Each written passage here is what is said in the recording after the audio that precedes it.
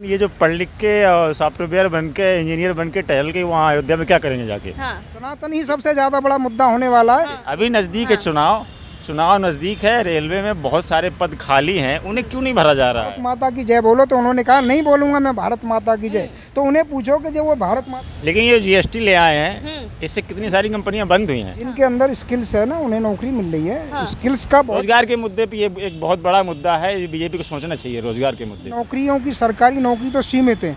अगर ये कोई सोचे कि कोई वादे लेके आए हो कांग्रेस से बेहतर हम चलाएंगे सरकार, हाँ। तो आप अगर उससे बेहतर नहीं चला सनातन धर्म है इसका सर्वनाश करेंगे। इसका बीज नाश करेंगे। यानी कि एक भी कहीं एक कोने में 51,000 दिखा दिया तो 51,000 थोड़ी ना पेट भर जाए। प्रधानमंत्री मनमोहन सिंह जी थे तो उस समय हमारी जो सुरक्षा प्रणाली थी बहुत, जैसे कि टेक्नोलॉजी आई है तो बेरोजगारी बढ़ी है। नमस्कार, मैं आपके साथ रितेशना मंगवाना। इस वक्त मैं सीपी में मौजूद हूँ और आप मेरे पीछे देख सकते हैं तमाम लोग जो है यहाँ पर अखबार पढ़ते हुए आपको नज़र आ सकते हैं। तो अखबार पढ़ने से यही लगा ली कि इनको राजनीति में काफ़ी इंटरेस्ट होगा, दिलचस्पी होगी। तो 2024 के लिए हम माहौल जानने के लिए निकले हुए हैं कि दिल्ली की जनता का इस बार 2024 लोकसभा चुनाव को लेकर क्या मूड है और क्या क्या इनके मुद्दे रहने वाले। तो सीधा बातचीत करेंगे दिल्ली की जनता से। तो पहले तो आपका नाम बताइए। नाम भूदेव है जी। थोड़ा सा भैया साइड में। हाँ जी, हाँ जी, जी हाँ, नाम भूदेव। हाँ।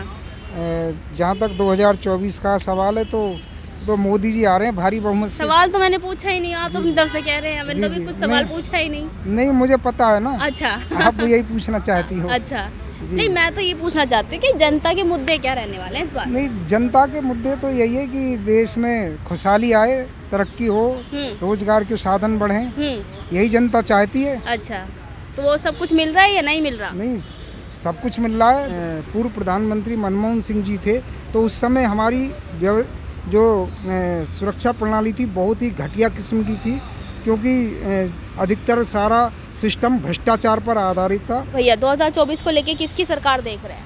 सरकार तो बीजेपी की चल रही है। जैसे कि हाँ, देखो कई हद तक जैसे कि टेक्नोलॉजी आई है तो बेरोजगारी बढ़ी है। हाँ, ये अच्छी बात है कि बीजेपी कहीं ना कहीं जो कर रही है हाँ। वो अच्छा है, लेकिन अब बेरोजगारी के मुद्दे पे भी उनको सोचना चाहिए अब भैया कि ये जो हमारे युवा हैं, रोजगार मिलेगा अयोध्या मंदिर से? अयोध्या मंदिर से रोजगार मिलेगा, लेकिन ये इंजीनियर बन के टहल के वहाँ अयोध्या में क्या करेंगे जाके। हाँ, ये भी तो नौकरियां देखना मिलेंगी, चाहिए ना। होटल खुलेंगे, एयरपोर्ट खुलेंगे, अंकल जी बोल रहे हैं। तो कहीं ना कहीं देखो कांग्रेस से बीजेपी बेस्ट है, अच्छा है, लेकिन रोजगार के मुद्दे पे बीजेपी को सोचना चाहिए कि हम क्या से क्या और क्या बेहतर कर सकते हैं। रोजगार नहीं दे रही क्या बीजेपी? कहाँ दे रही है? अरे अभी 51,000 नियुक्तियां बांटी हैं। कहीं एक कोने में 51,000 दिखा दिया तो 51,000 थोड़ी ना पेट भर जाएगा। कोने में कहाँ, सबके सामने दिखाया भैया। हाँ हाँ, सबके सामने ही सही। इतने बड़े देश में 51,000 क्या है? हाँ। 2 करोड़ का वादा किया था उन्होंने। अच्छा, हाँ, तो कह रहे पॉपुलेशन है जिम्मेदार। पॉपुलेशन जिम्मेदार है, ठीक है, बट तुम वादे लेके आए हो कांग्रेस से बेहतर हम चलाएंगे सरकार। हाँ। तो आप अगर उससे बेहतर नहीं चला सकते तो फिर क्या है उसमें और आप में क्या नहीं मिल रहा तो भैया आप में योग्यता नहीं होगी ना? नहीं, योग्यता क्यों नहीं है? कितने पढ़े लिखे हैं? एक सीट वो दे रहे हैं। पढ़े लिखे कितने? मैं ग्रेजुएट हूँ। अच्छा। ठीक है, अगर वो है उसके पीछे 100 हैं लेने वाले, हाँ, तो इसमें क्या युवा की गलती है? हाँ। पॉपुलेशन की गलती है? सीट उतनी सीट वो क्रिएट करे ना। इधर आ जाइए, इधर आ जाइए, थोड़ा सा इधर हो जाइए। हाँ बैठी बगल में बैठी। हाँ, हाँ। उतनी वो सीट क्रिएट करे ना, ताकि ना हम 100% को दे पाएँ तो 50% को दे ही पाए ना। चलिए अब जवाब ऐसा है मैडम, मैं जवाब देता हूँ क्योंकि नौकरियों की सरकारी नौकरी तो सीमित है। अगर ये कोई सोचे कि कोई मुझे सरकारी नौकरी दे देगा तो इस हिंदुस्तान में कोई ऐसा आदमी नहीं है, कोई भी प्राइम मिनिस्टर बने जो सरकारी नौकरी सबको दे दे। जहाँ तक कंपटीशन की बात है, सरकारी जो नौकरियाँ होती हैं वो सीमित होती हैं। और मोदी जी ने मेरे अंदाज में अभी देखो 70,000, कभी 80,000, अभी 50,000, ऐसी काफ़ी हर साल में अभी दिए। 3 साल में मेरे अंदाज में काफ़ी नौकरी सरकारी उन्होंने बांटी है। वो तो रिकॉर्ड है, इसमें कोई काफी नौकरियां 70-80 हज़ार नौकरियां बांटी हैं। और अभी बीच में भी आपने देखा 51,000 नियुक्तियां निकाली हैं उन्होंने।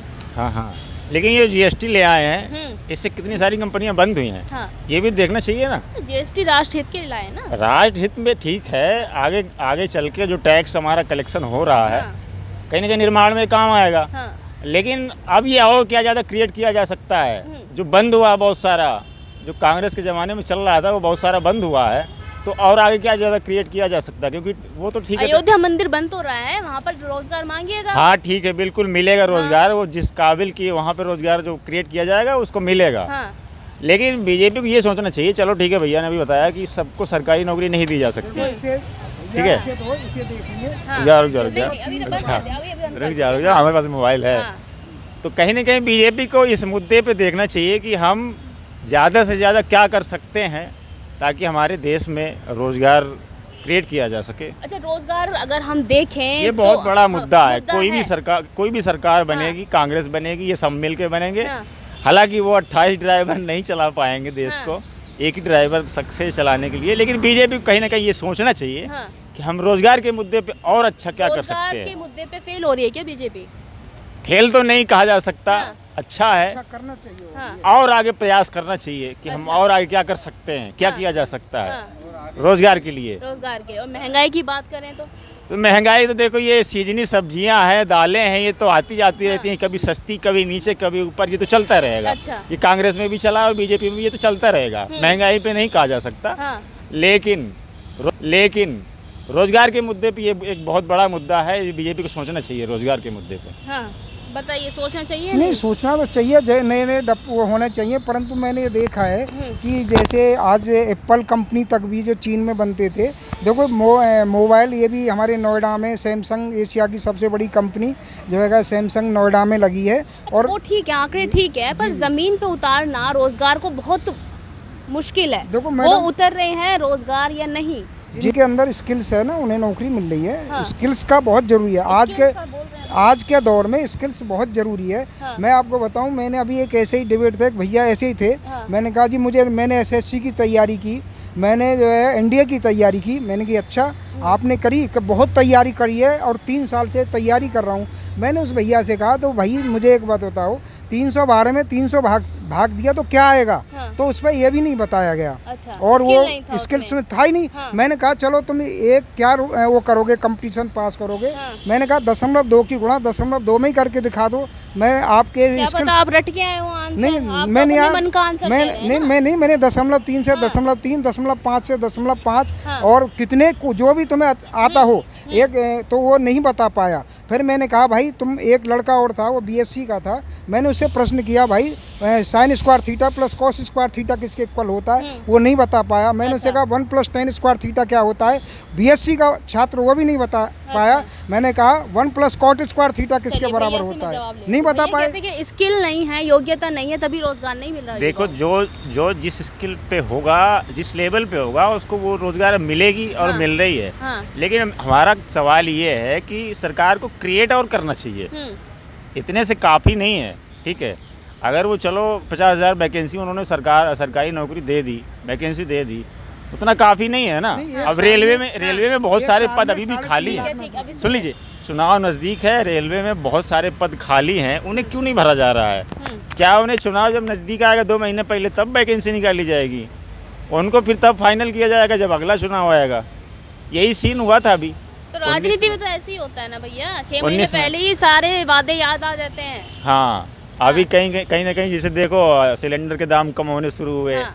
फिर अभी डीजल पेट्रोल घटेगा। हाँ। ये ठीक है, अपनी जगह मुद्दा है। हाँ। लेकिन कहीं ना कहीं सरकार चल रही है, बढ़िया चल रही है। तो युवा लेकिन- क्या चाह रहा है इसमें? युवा चाह- युवा क्या चाह रहा है इसमें? युवा चाह रहा है उनको रोजगार दिया जाए और ज़्यादा से ज़्यादा अपॉर्चुनिटी दी जाए, ताकि वो देश हित में वो भी हैं, हाँ। युवा ही हैं।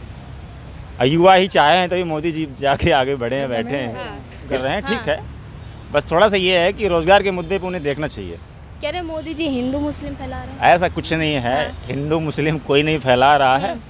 और वही लोग जो बोल रहे हैं कि हिंदू मुस्लिम फैला रहे हैं, शायद वही फैला रहे हैं। आप ये कह रहे हो ना, कभी भी मोदी जी ने कहा है सबका साथ सबका विकास। परंतु स्टालिन को तो आपको पता है, उदयनिधि स्टालिन जो वहाँ के मुख्यमंत्री हैं, वो खुद कह रहे हैं कि मैं सनातन धर्म को मानने वालों का सर्वनाश कर दूंगा, उनका बीज नाश कर दूंगा, उन्हें मिटा दूंगा। तो हिंदू मुस्लिम की बात मोदी जी ने की है या विपक्ष के INDIA वाले घटक ने बात की है? तो ये खुद कर रहे हैं। सबसे बड़े सांप्रदायिकवादी है जो INDIA वाले हैं, जो विपक्ष में बैठे हैं, सबसे बड़े जातिवादी है। इनके अंदर इनकी केवल यही है राजनीति करने की, जातिवाद फैलाओ, आपस में विघटन करवाओ, आपस में लड़ाओ, ये विपक्ष का काम है। मोदी जी का तो ये कहना, विपक्ष कह रहा है इस बार जो है मोदी जी विपक्ष से लड़ गए हैं, तभी तो स्पेशल सेशन निकाल रहे हैं, कभी महिला आरक्षण बिल निकाल रहे हैं ताकि जनताओं को लुभावने वादे दिखा रहे हैं।